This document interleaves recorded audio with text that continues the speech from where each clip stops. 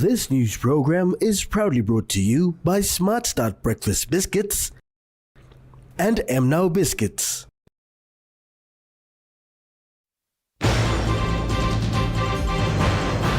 Pacific countries meet for social protection meeting. Discussions on critical ocean challenges underway. And PNG Institute of National Affairs launches survey.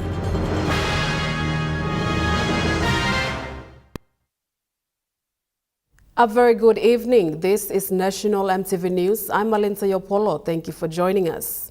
Delegates from 12 Pacific countries are in Papua New Guinea to attend a community of practice for social protection in the Pacific, hosted by PNG. This meeting will provide an opportunity for Pacific nations to strengthen regional collaboration and share experiences on supporting vulnerable individuals and communities across the region.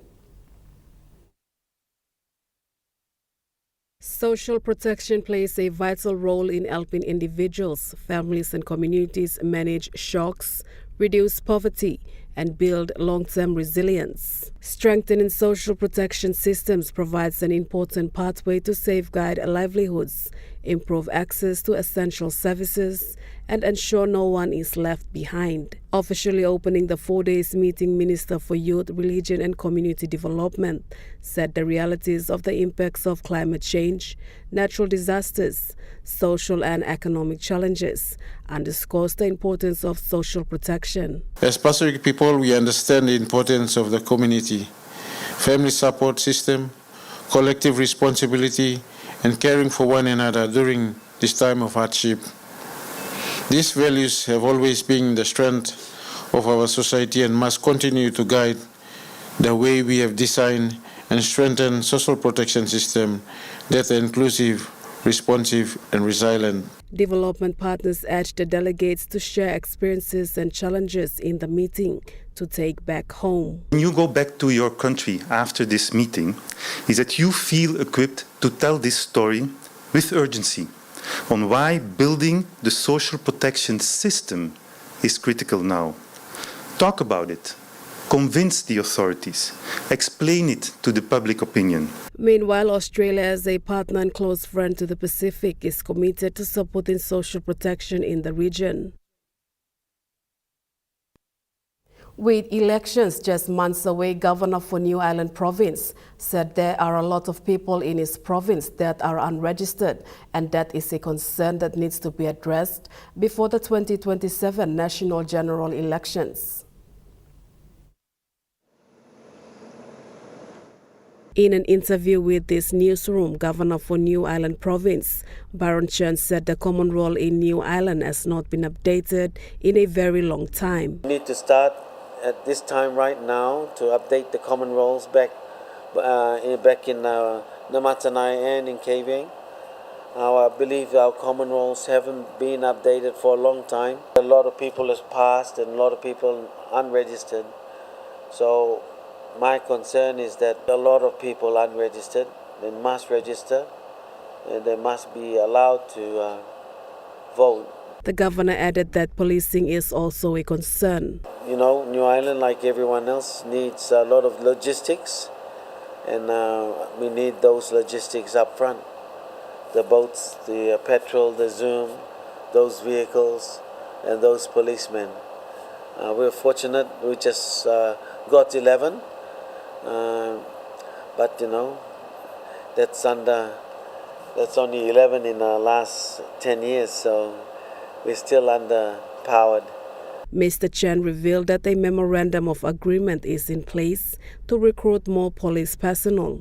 So we're trying to resolve that under the current MOA with the police force to recruit some new police recruits through the police reserve, and so they can help out in the elections. The 4-day Melanesian Ocean Summit commenced yesterday, with countries from Pacific participating to discuss critical ocean challenges. Speaking during a dinner yesterday at the APEC House, Prime Minister James Marape said this summit is not only a Pacific Island conversation or a Melanesian conversation, rather it is about protecting, preserving and ensuring that the ocean ecosystem is stable to sustain future generations. This conversation is contemporary, but not just contemporary, futuristic. To destroy ocean, you destroy planet Earth.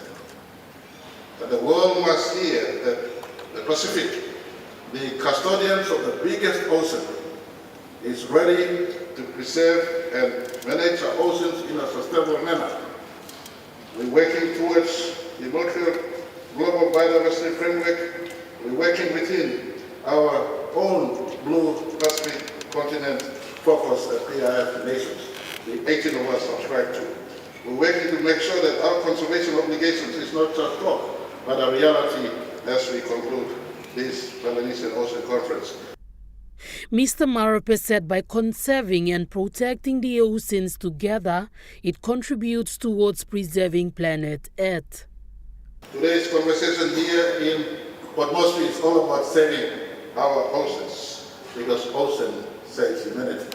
And us here in Pacific, ocean is a way of life. Ocean is a supermarket. Ocean is our highway. Ocean is our livelihood. Ocean is us. And we want to amplify one voice in one accord as we break bread in one accord tonight. But more importantly, tomorrow, our voice must be amplified. Yes, we may not have the power of big economies. Yes, we may not have the power of big population. Yes, we may not have the power of big military. But we have the power of voice today, and voice wasted today, perpetually, forever. He added that although the region contributes less to global emissions, its voice is critical in leading the push for climate change mitigation. We're shifting, PMG is shifting to the use of electric vehicles, moving away from fossil fuel in the next 10 years. The entire Pacific must move into this space. And we tell the builders of big carbon footprints that we are serious about use of resources in a sustainable manner, including our oceans. The making transition. Jacinta Doctor, National EMTV News. 3 Pacific Island nations comprising of Papua New Guinea, Solomon Islands and Vanuatu have signed the Melanesian Ocean Corridor of Research Declaration, a regional initiative designed to protect marine protected areas across PNG and the wider Melanesian region. From the leaders, scientists, policymakers and ocean advocates from across Melanesia coming together to address the most pressing ocean challenges at the Melanesia Ocean Summit in Papua New Guinea, these 3 countries have agreed to sign the Moko Declaration.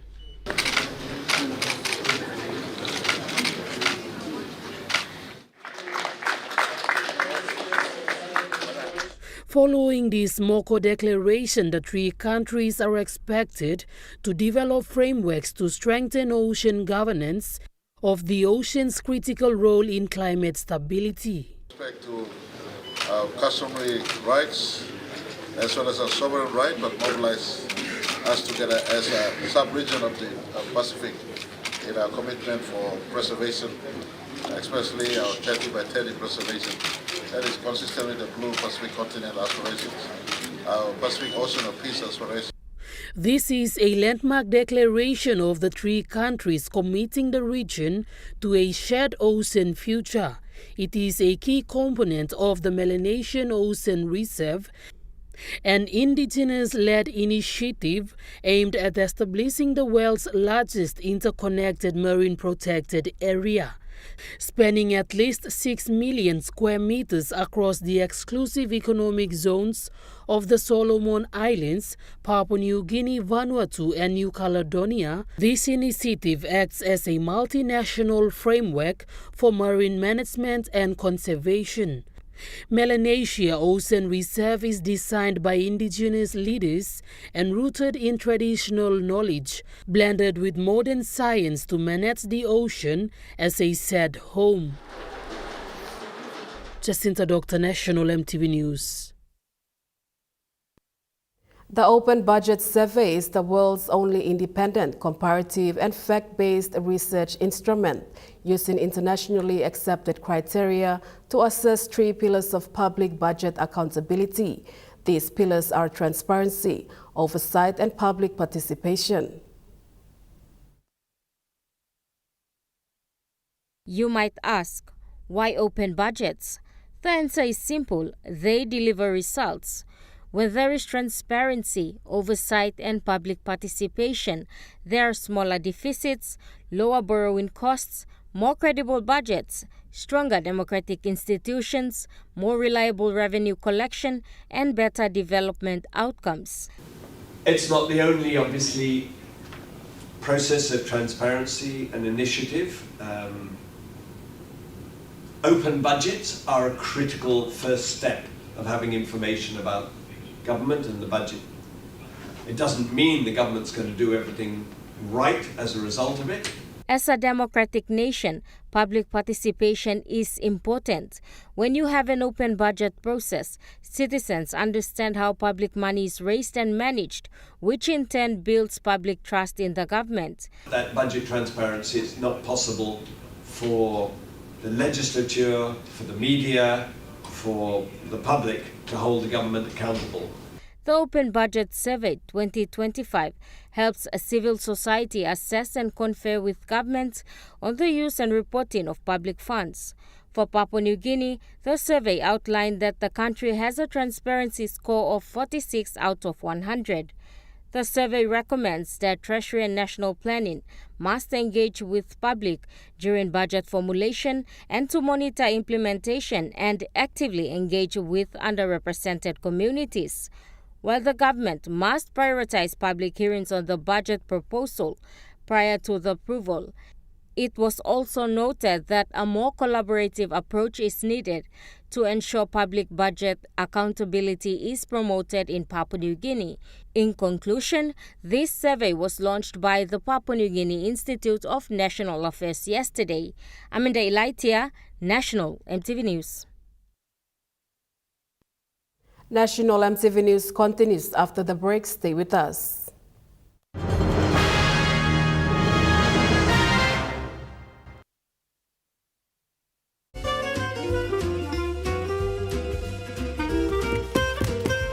Chicken kebab for dinner. Yum. Beef stir fry. Chicken curry, my favorite.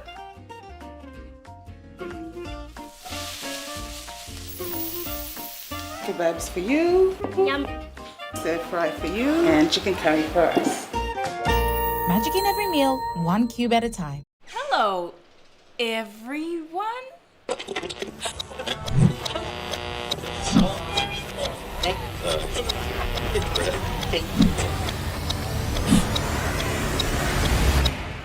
Is everything alright? Oh.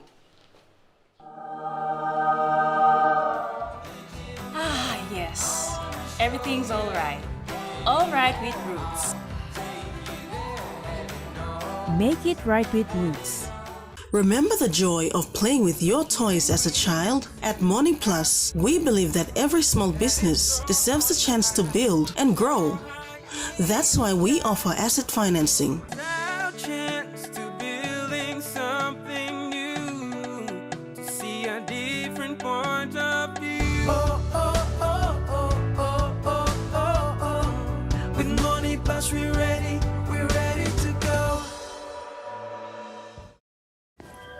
At Telecom, we're boosting our network. Households will enjoy better connections. Communities will get faster speeds and wider coverage. And business will profit from new towers and a more secure network. Plus, everyone will benefit from onshore storage that brings browsing home. It's all part of our ongoing billion kina nationwide investment. It feels good to be building a faster, stronger network for PNG. Ready for the world, so is your Teaser Visa card. Visa keeps you moving wherever you go, Papua New Guinea or abroad. Seamlessly pay for travel, dining, online shopping. Easily access your funds and instantly track your expenses. Every tap comes with security, trust, and peace of mind. unlock the world of possibilities. And it all starts with the new TISA Visa card.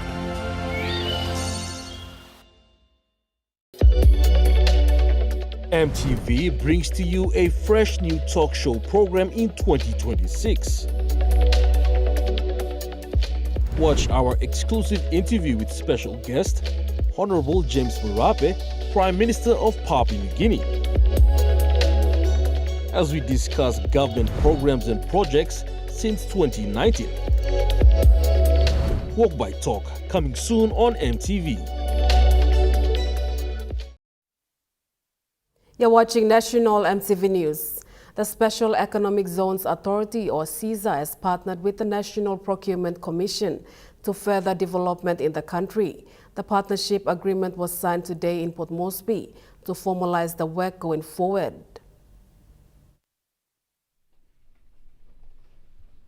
The signing of the Memorandum of Understanding today will enable the two parties to work together. In collaboration, the National Procurement Commission will enable different procurement frameworks that the Special Economic Zones Authority can use to increase development in the country. Speaking during the event, the National Procurement Commission Chief Executive Officer Joe Sepa says working in partnership is the way forward for the country. National Procurement will provide guidance and support to SEZ to achieve your objective and outcomes. We will be providing support in terms of manpower, in terms of guidance, and operating within the legal framework. And that is very important. He says different organizations has their limitations, and such partnership will enable them to reach their goals going forward. Public-private partnership plays a very important role in terms of different procurement modality that they can use to support the government deliver this. Special Economic Zones Authority Chairman Dr. Lawrence Sauce says the unison will advance the government agenda of a reliable society, and National Procurement Committee will enable these. This MOU signals or heralds a new dawn of greater synergy, greater collaboration, greater cooperation. Working together in unity, CESA and NPC, to come back to my first point, to progress the development of this country. He noted that Special Economic Zones is a long-term investment that will take time to reach fruition. CESA recognizes that.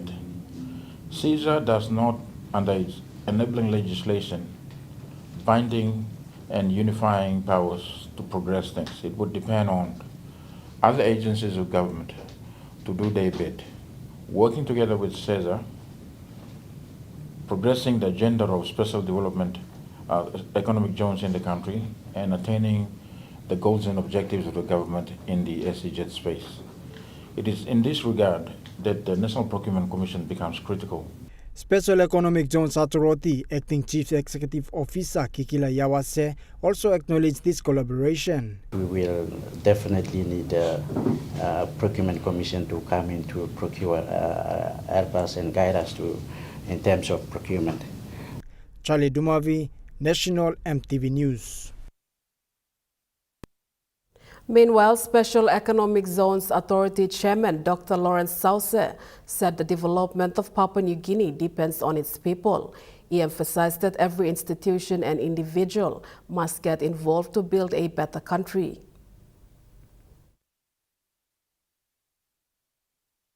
Dr. Sauce says the time for complaining about the government must end, and a mindset where all local people work for the betterment of the nation must be adopted. He says the country cannot continue to rely on foreigners for development and urged the citizens to take lead themselves. This country will be built by ourselves.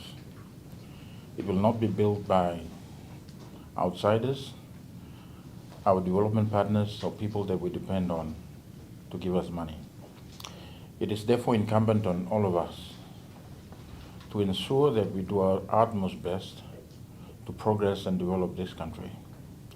The time for us to complain, murmur, and point fingers to either people in government or the Prime Minister or ministers is over. Dr. Sauce further added that Special Economic Zones initiative will take 10 to 15 years to develop and is a long-term investment for Papua New Guinea. Therefore, people must be involved. So we're talking about within a time frame of 10 to 15 years.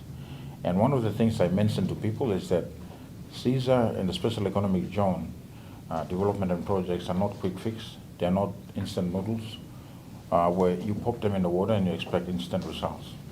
Those investments are in the long haul.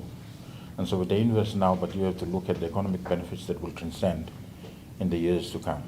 He further stated that a time will come when the national government will need the support of citizens to expand developments, particularly in the special economic zone areas.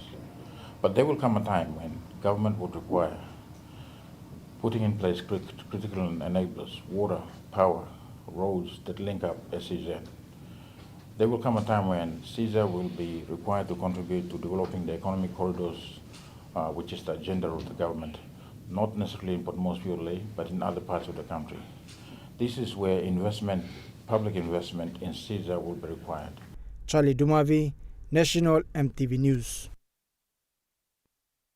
Oxlade Mining Limited recently hosted 30 landowners from Birim villages in the North Flight district on an awareness visit to its bigger operations as part of its commitment to transparency, early engagement, and informed decision-making.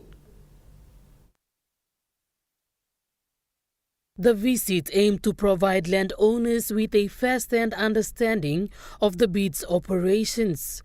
These activities address the long-standing environmental challenges associated with Oxlade's operations, particularly the historical riverline tailings disposal.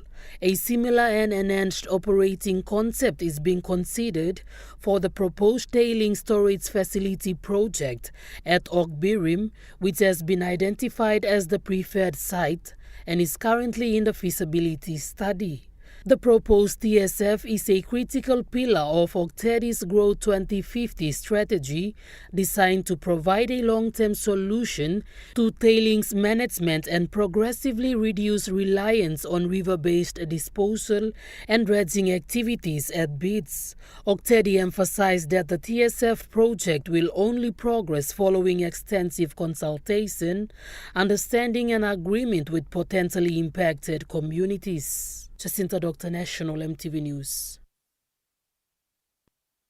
A speed operation was conducted in Mt Hagen City to stop illegal markets, remove illegal alcohol being sold, and other destructive activities. The intention is for the country's third city to be safe for citizens to move around.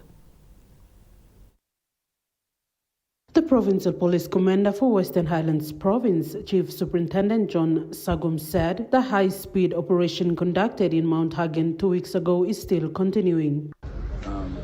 Hagen Police has initiated a high-speed police visibility operations, which we have started on the 29th of April, which was last month, and it has run into its 3 weeks now, where all police personnel were called into. He said more than 70 people have been arrested since the operation began. Targeting the hotspots, especially at the bus stops and at the marketplace, and also on the streets within the city.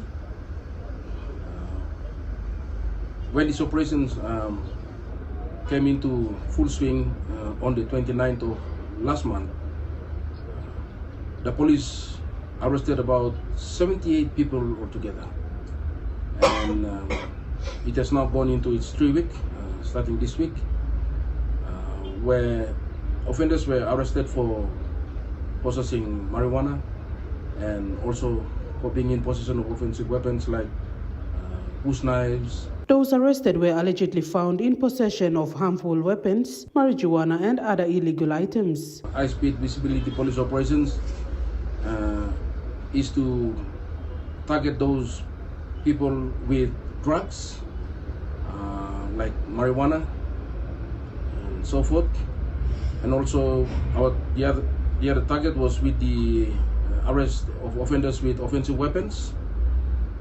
The other one was with illicit alcohol, people selling like what we used to call firewara, drunk and disorderly behavior in the city. We are targeting the hotspots, especially at the bus stops and at the marketplace and also on the streets within the city. He added that the operation has helped reduce illegal activities in town, including illegal markets and the sale of alcohol. PPC Sagum concluded that the high-speed operation will continue throughout this month and into the next month. Samantha Solomon, National EMTV News, Mt Hagen. Western Highlands Provincial Police Commander Chief Superintendent John Sagum warned drivers against driving under the influence of alcohol following several recent road accidents in Mt Hagen. Chief Superintendent John Sagum warned drivers after several reports of road accidents. PPC Sagum urged drivers to consider the safety of passengers and other road users before getting behind the wheel while intoxicated. Which we have come to see during these 3 weeks of high-speed operation was that there were also vehicles being driven by people who have been drunk. And as a result, there have been many accidents happening in the city and also on the outskirts of Mt Hagen as well. So we are also appealing to the drivers to consider the safety of your occupants and the passengers especially, which is more important rather than your ambitions in driving the vehicle and getting yourself drunk. So this is one of my appeal to the drivers as well. This operation will continue on, and we will make sure that we make this place become safer for everybody, including the business houses. He said due to the increasing number of road accidents, he has directed the officer in charge of traffic and the highway patrol commander to conduct public awareness on drunk driving. To the OSC traffic and the Commander Highway Patrol to work with the Provincial Land Transport Board and consider those laws, those relevant laws under the provisions of the Road Traffic Act or RTA, which is the regulating legislation which the police, the road traffic, they can work together, especially to cap those unnecessary accidents causing premature deaths, especially on the highways within the city and also out of Mt Hagen city as well and in the province.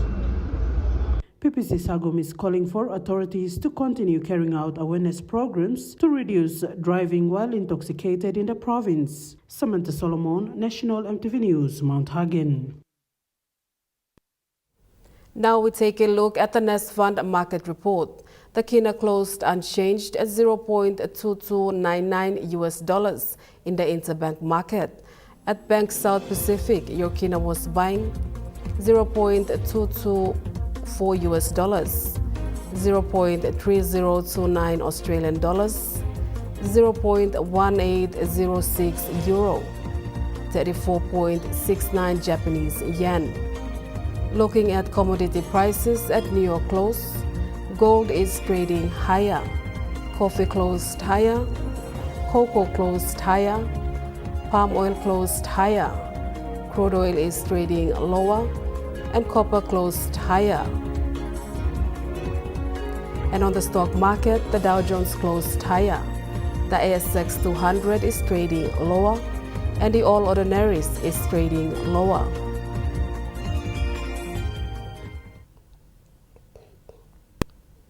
National EMTV News continues after the break. Stay with us.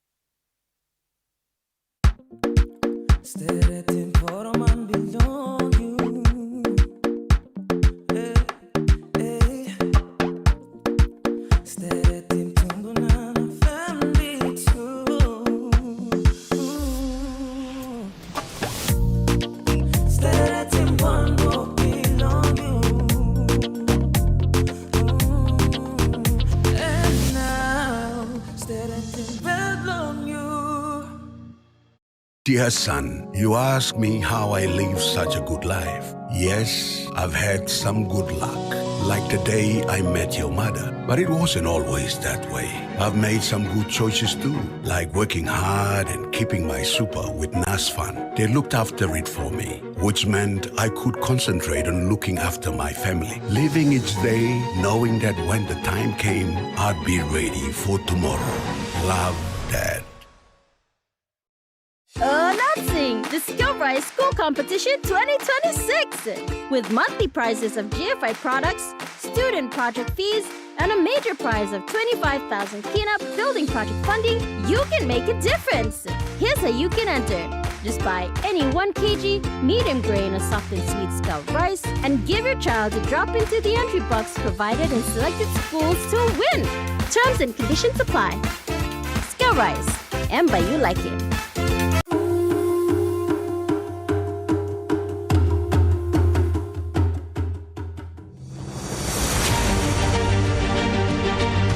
Years ago, Daytech PNG began with a vision to connect Papua New Guinea through technology. Today, we celebrate 40 years of innovation, service, and partnership. From humble beginnings to becoming a trusted leader in ICT, our journey has been powered by our people, our clients, and our community. As we honor the past, we look forward to shaping the future together. Happy 40th anniversary, Daytech PNG!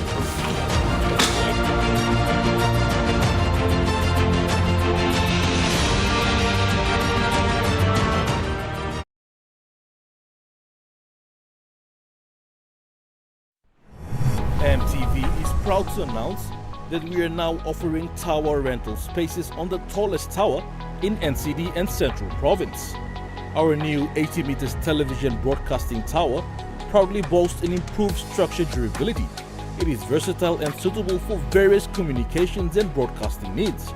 It has a high internal load capacity, supporting multiple antennas and technologies simultaneously.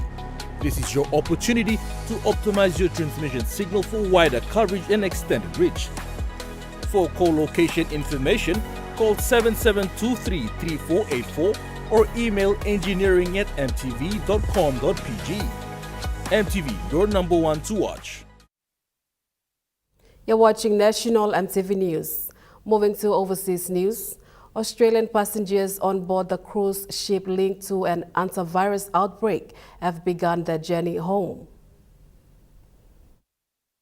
Well, Gemma, there's a huge amount of logistics and planning that has gone into getting these 6 passengers back to Australia. They got off that ship which was infected with the hantavirus and they were expected to land in the Netherlands in the last hour or so. Now, they're in the Netherlands to refuel, but they can only be there for 24 to 48 hours. So they'll be taken into hotel quarantine before they get back onto that small charter flight headed back towards Australia. The Federal Health Minister, Mark Butler, said he expects them to be back on Australian shores by the end of the week. And when they get here, they'll fly into Perth's RAAF base and then they'll be taken to the Bullsbrook Quarantine Centre, which is a short while away. They'll be taken straight there. Now, that quarantine centre was set up during the COVID-19 pandemic and it's now a national quarantine centre which is run by both the federal and the Western Australian governments. While they're there, they'll have to stay there for at least 3 weeks while healthcare staff like critical care nurses and trauma response staff monitor their symptoms. They're going to be tested quite regularly and those results will be sent off to Melbourne for testing. As I said before, this is a huge amount of logistics that go into it and it's a bit of a moving beast at this stage. Federal Health Minister Mark Butler has warned that those patients may have to stay longer than 3 weeks in quarantine. And we've actually even heard from New South Wales Health that their residents that are returning back here to New South Wales after they get back from WA will actually then have to go into a biocontainment kind of department in Westmead Hospital here for even further testing, and that's in a real effort to try and keep the community safe. Mark Butler also said that the crew on board that small charter flight will also need to quarantine when they get back to Australia. So it's been a bit of a search to try and find crew who are willing to do that. Here's what he had to say earlier on News Breakfast. New South Wales police believe that a body found in a state central west is that of an alleged triple murderer. A major manhunt has been underway for over 100 days to find accused triple murderer Julian Ingram, who was last seen leaving Lake Cargellico in the New South Wales Central West on January 22. On that day, he is accused of murdering his pregnant ex-partner, Sophie Quinn, her aunt Nerida Quinn and her friend John Harris, as well as injuring another. That day, he was seen leaving the town in a white Ford Ranger, and yesterday that vehicle was found 100 kilometres north of the town in a wildlife reserve by local National Park staff. Although the body is yet to be formally identified, within 2 hours the police were fronting media saying they were confident that this is Julian Ingram due to the clothing on the body, the licence belonging to Julian Ingram that was found in the vehicle, and as well the situation, the location of the body. There was also a reported sighting of Julian Ingram at nearby Mount Hope just 2 days after the shooting. This is complicated for the locals. Obviously, they've been living with a lot of stress and anxiety since the murders, and there are people that were concerned that they would see Julian Ingram return to the town, a man who is accused of murder and was known to be armed.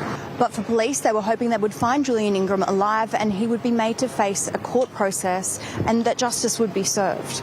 This is also complex for the family members who say that although the search may now be over, nothing will bring back their loved ones. The federal court will today reveal how much compensation Pilbara native title holders will receive for mining without their consent on their lands. The decision comes after a long and detour legal battle involving one of Australia's richest men, traditional owners, and the Western Australian government.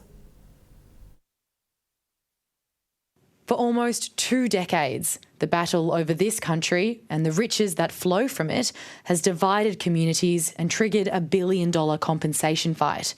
Deciding who even represented the traditional owners was the first hurdle. The more you know Aboriginal people, the more you love them.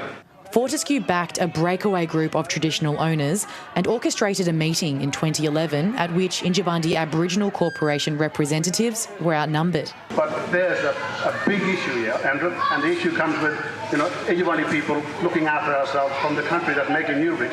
The room voted in favour of motions to expedite development of FMG's Solomon Hub. When fully operational, Solomon will add 60 million tonnes per annum to production. But years later, after the mine was built, the federal court ruled it was the Injibandi Noora Aboriginal Corporation which had exclusive native title. Bottom line is, FMG lost and Injibandi Noora Aboriginal Corporation won the appeal. Meaning the multi-billion-dollar mine was digging without the permission of the traditional owners, triggering this case to determine just how much they are owed. The landmark case led to on-country hearings of the federal court, with justices presented evidence of destroyed heritage sites. And who has to pay will be a keenly watched part of the decision, whether it's FMG or the WA government on the hook for granting mining approvals in the first place. Mietta Adams, ABC News, Karratha. President Donald Trump has labelled Iran's recent counter-proposal to end a 10-week war as totally unacceptable, placing a fragile ceasefire on massive life support. For weeks now, negotiations to formally end the war which crippled the Middle East and sent shockwaves around the world have been stalled. Neither the US or Iran have been prepared to budge to the extent that the other side is demanding here on key issues such as control over the Strait of Hormuz and the future of Tehran's nuclear ambitions. The US President Donald Trump took to his Truth Social account yesterday to say he'd read the Iranian response to the latest proposal. He didn't like it. He said it was totally unacceptable.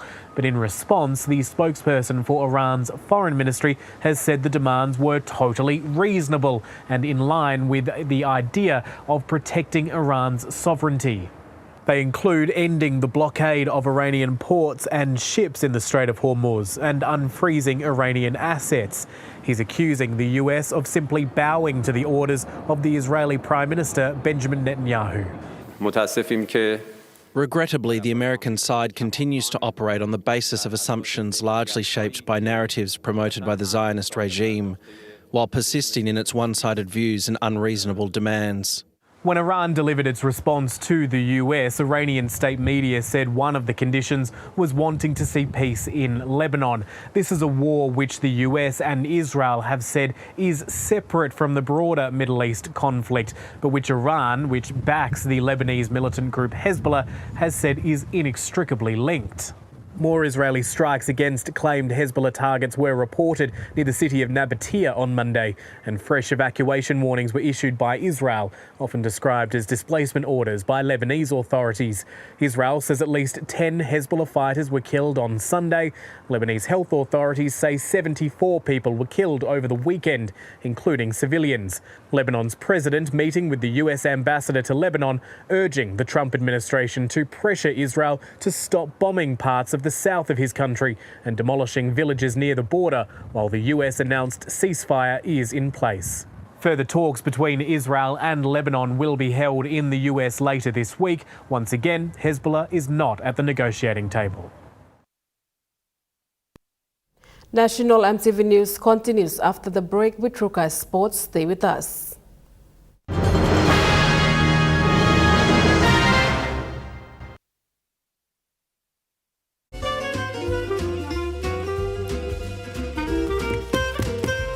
Chicken kebab for dinner. Yum. Beef stir fry. Chicken curry, my favorite.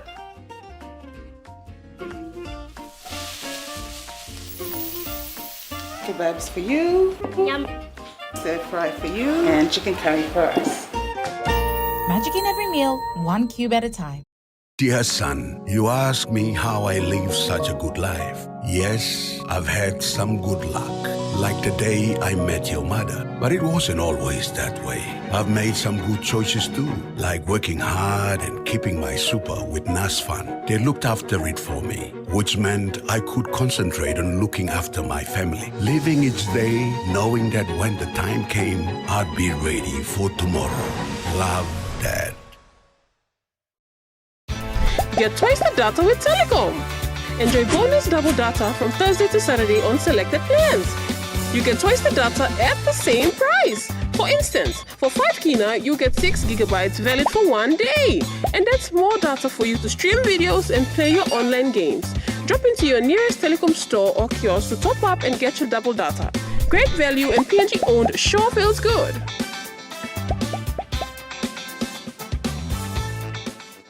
Hello, everyone.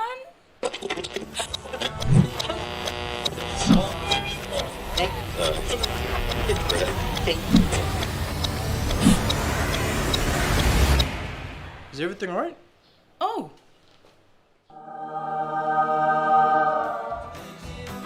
Yes. Everything's all right. All right with Roots. Make it right with Roots. Ready for the world, so is your Visa Visa card.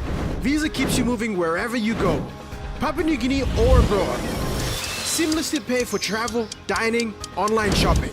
Easily access your funds and instantly track your expenses. Every tap comes with security, trust, and peace of mind. Unlock the world of possibilities. And it all starts with the new Visa Visa card.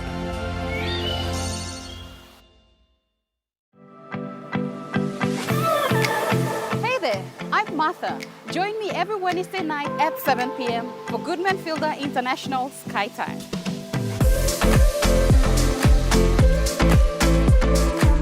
The cooking show where we inspire you to create simple and delicious meals using ingredients available near you. Plus, we have talented chefs and cooks joining us throughout the year, sharing their own delicious creations. Remember, that's every Wednesday night at 7 p.m. right here on your number one to watch, MTV.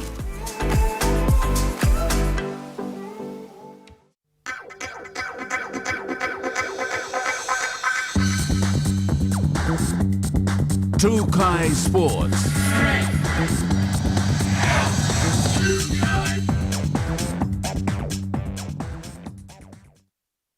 Welcome to Trukai Sports. Ola Village in the Rigo district of Central Province continues to celebrate one of its proud cricket players, veteran Tony Ura, following his outstanding performance for the PNG Barramundis team at the ICC Men's T20 World Cup East Asia Pacific qualifier in Japan.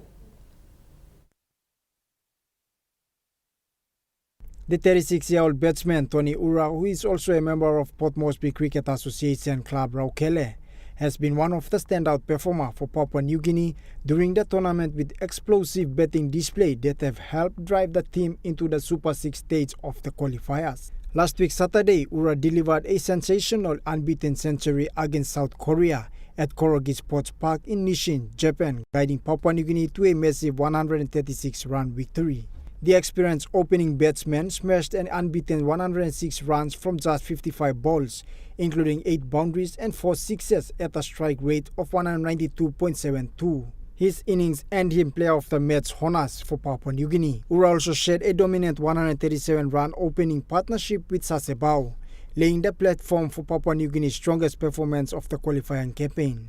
Charlie Dumavi, Trukai Sports.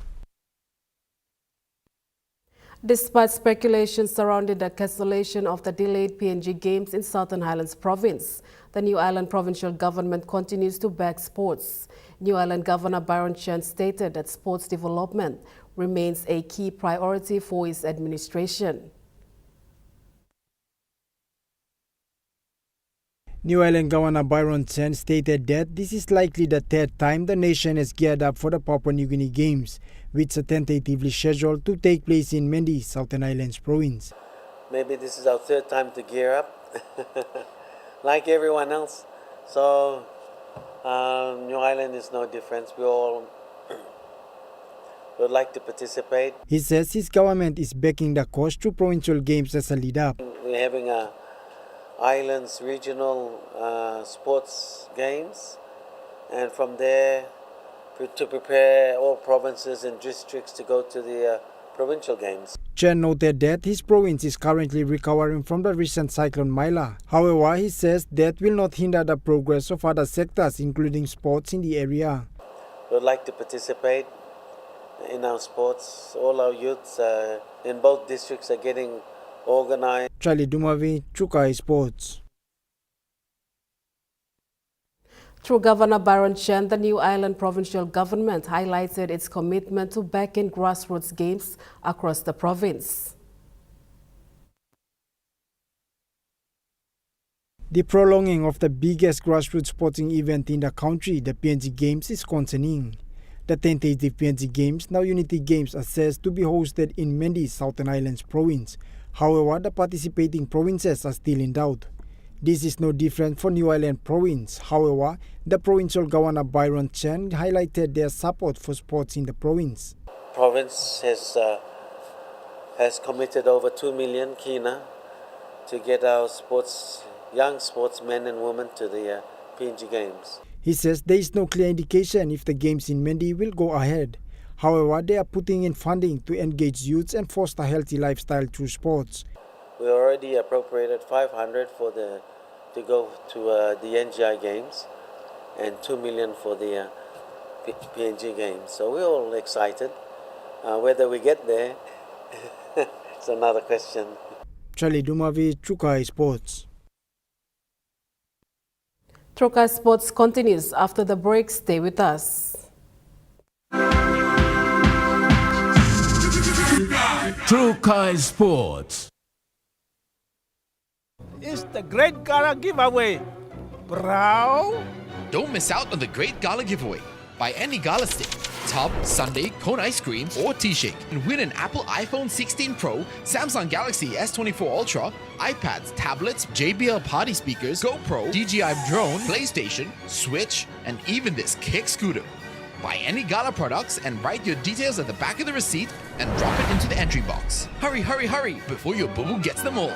Gala Gala. Announcing the Skill Rise School Competition 2026 with monthly prizes of GFI products, student project fees, and a major prize of 25,000 Kina building project funding. You can make a difference.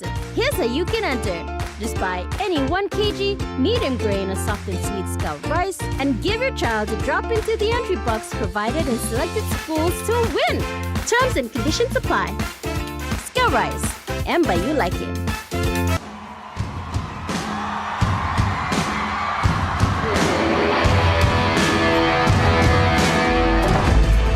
Advance your lifestyle with Telecom TV.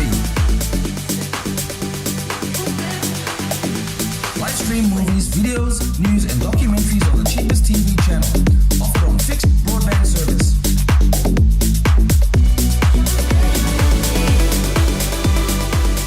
Telecom PNG, always there. Dear son, you ask me how I live such a good life. Yes, I've had some good luck, like the day I met your mother. But it wasn't always that way. I've made some good choices too, like working hard and keeping my super with NASFAN. They looked after it for me, which meant I could concentrate on looking after my family. Living each day, knowing that when the time came, I'd be ready for tomorrow. Love, Dad. Sport is one thing that can give kids direction and keep us out of troubles. Sport is more than just a game. It's fun, it's pride, it's community. Every week we bring you highlights, the heat and the heart of the game. Very special representing our country. Big plays, big personalities and big moments. If it's making headlines and it's making history, it's on Sports Scene. Thursdays at 7 p.m. on your number one to watch, EMTV.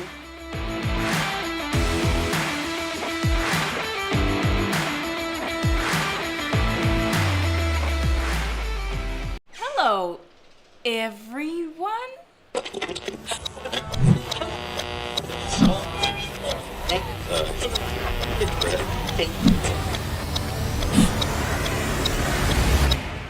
Is everything alright?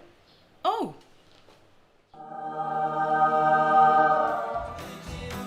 Yes. Everything's alright.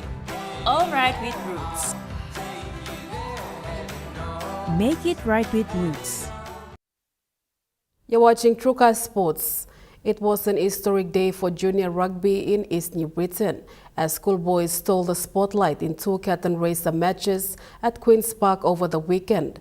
The display of young talents marks the return of Junior League in League 1 in East New Britain province. For the first time in nearly 20 years, the Schoolboys Rugby League has returned to League 1 local level government. This was seen over the weekend where a show of young talents put on a display of skills in front of Guria's General Manager, Paul Joseph, and delegations from Papua New Guinea National Rugby Football League at Queen's Park. The event took place as a curtain raiser matches for Rabal Gurias and Lace Necks Tigers over the weekend. The highlight of the event came from Ratongor and Wunai Rotop junior high schools that drew crowds and kept them on their toes till the full-time whistle blew. Speaking after the matches, coordinator George Bata praised the schoolboys for their enthusiasm and for embracing the atmosphere. Bata added that he believed that children learned something valuable from the experience and called for evaluation and adjustment to meet the best standards moving forward. He says the return of Schoolboys Rugby League to Luvian local level government after 2 decades is a great initiative, and the weekend event proved that the appetite for the sport is strong. Charlie Dumavi, Chukai Sports. That ends Trukai Sports. The Money Plus weather report is next. Stay with us. Trukai Sports.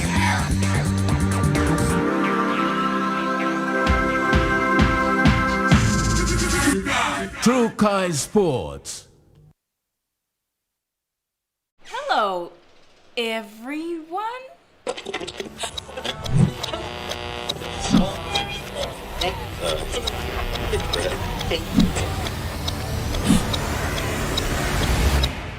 Is everything alright?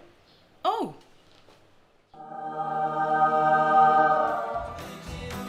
Yes. Everything's alright. Alright with Roots. Make it right with Roots.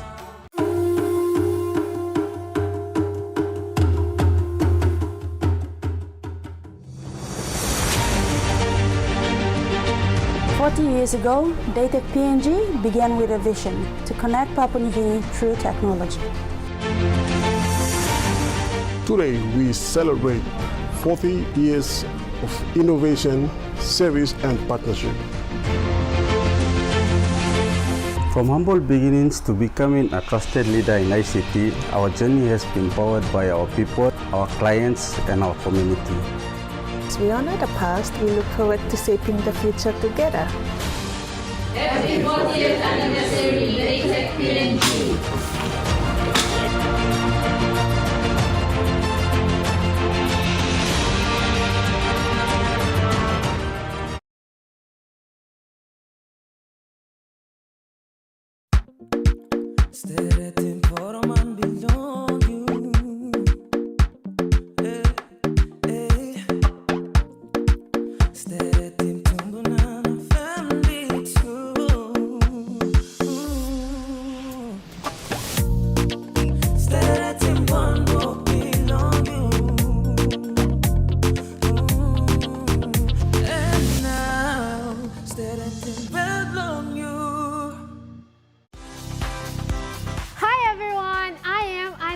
And you are watching Kids Corner on MTV, the show just for you little adventurers. Get ready for awesome games, fun facts, special guests, loads of love, and not to forget our dress teams for each month. Whether you love to sing, dance, learn new things, or just have a great time, Kids Corner is the place to be. Catch Kids Corner only on MTV. Remember the joy of playing with your toys as a child? At Morning Plus, we believe that every small business deserves a chance to build and grow. That's why we offer asset financing.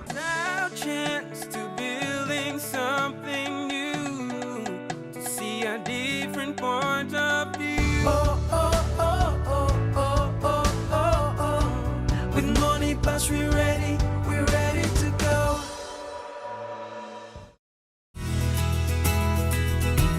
This weather update is proudly brought to you by MoneyPlus, with you always.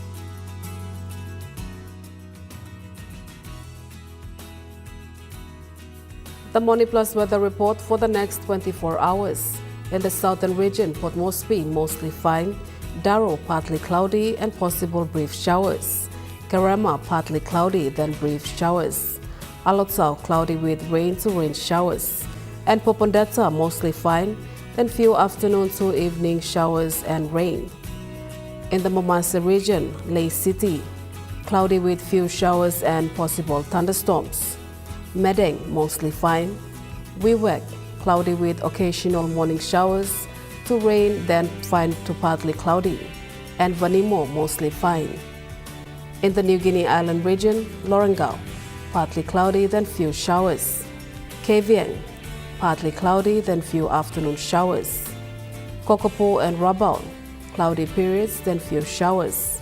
Kimbe, partly cloudy. And Buka, cloudy periods, then some rain to rain showers.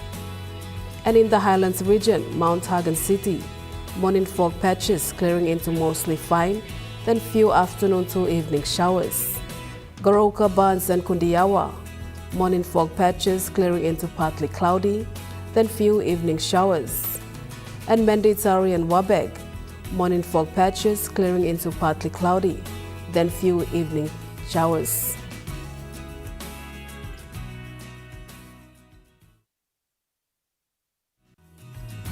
The weather update was proudly brought to you by MoneyPlus, with you always. And that wraps up the news, sports and weather for Tuesday, the 12th of May 2026. From all of us here, pleasant viewing and good night.